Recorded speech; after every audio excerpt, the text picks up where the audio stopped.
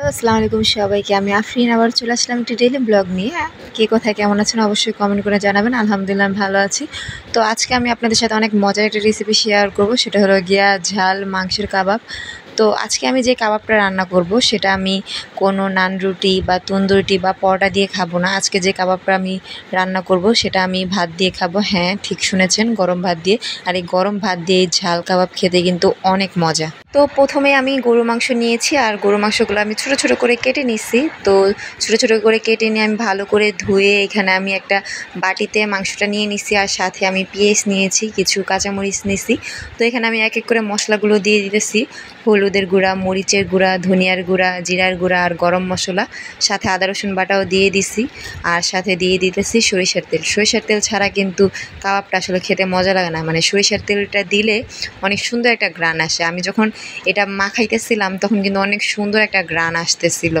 তো আমি সুন্দর করে এগুলো মাখায় নিতেছিলাম সবগুলো দিয়ে। ও আরেকটা কথা যেটা বলতে ভুলিয়ে গেছিলাম, কাবাবের মশলাও দিছি কিন্তু সাথে। আসলে কাবাব যেহেতু রান্না করছি, কাবাবের মশলা না দিলে তো হবেই না, তাই না বলেন? তো আর আমি সাথে আমার স্বাদ অনুযায়ী আমি লবণ দিয়ে নিয়েছিলাম, আপনারা আপনাদের স্বাদ অনুযায়ী লবণ দিবেন। তো আমি একটা কড়াই নিয়েছি। তো এই কড়াইয়ের মধ্যে আমি প্রথমে একটু সয়াবিন তেল ঢেলে দিলাম, আর এখানে আমি কিছু শুকনো মরিচ নিছি আর একটু রসুনের কুচি করে দিয়ে দিছি। আসলে আমার হাজব্যান্ড অনেক ঝাল খেতে চাইছে, সেজন্য আমি মরিচের গুঁড়াটাও অনেক বেশি করে দিছি, তার উপরে আবার কাঁচা মরিচ দিছি, সাথে শুকনা মরিচও দিয়ে দিতেছি কতগুলো, কারণ ও বলছে যে অনেক ঝাল করে রান্না, মানে অনেক ঝাল দিবা, সেজন্য আমি ওর পছন্দে অনেক ঝাল করে রান্না করতেছি। দেখেন, এটা কিন্তু দেখতে অনেক সুন্দর লাগছে, আর মনে হইতেছে যে এখনই খায়া ফেলি। আসলে এটা যদি আপনারা বাসায় রান্না করেন আর ভাত দিয়ে খান তাহলে বলবেন যে আসলে সত্যি অনেক মজা হয়েছে। আমি এগুলো মেখে কিছুক্ষণের জন্য রেখে দিছিলাম। আপনারা চাইলে সাথে সাথেও রান্না করতে পারবেন বা আধা ঘন্টা 1 ঘন্টার জন্য রেখে দিতে পারবেন, এতে কিন্তু মশলাটা ভালো করে বসে। তো আমি যেহেতু ইনস্ট্যান্ট খাবো, মানে প্রচণ্ড ক্ষুধা লেগেছে আর মানে খেতে ইচ্ছা করতেছিল, তো সেজন্য আর আমি বেশিক্ষণ রাখিনি, আমি 10-15 মিনিট রাখছি। আপনারা চাইলে 10-15 মিনিট রাখতে পারেন বা ইনস্ট্যান্ট রান্না করতে পারেন বা আধা ঘন্টাও রাখতে পারেন, তাহলে কিন্তু ভালো হয়, মশলাটা ভালো করে ঢুকে।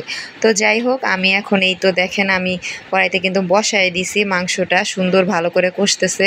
আর আমি হালকা একটু পানি দিয়ে দিছিলাম।